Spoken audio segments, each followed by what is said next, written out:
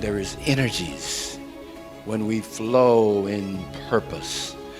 There is that sense of appreciation, that sense of worth and esteem because we move in purpose.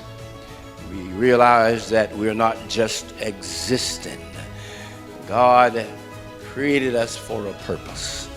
Every living thing, every animal, every reptile, every beast, every insect, every fowl, every human being, everything was created by God for his purpose.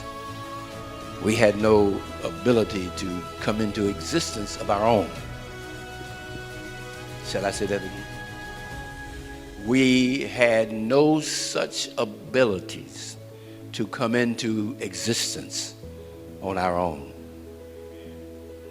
So we have no right to try to live our lives on our own.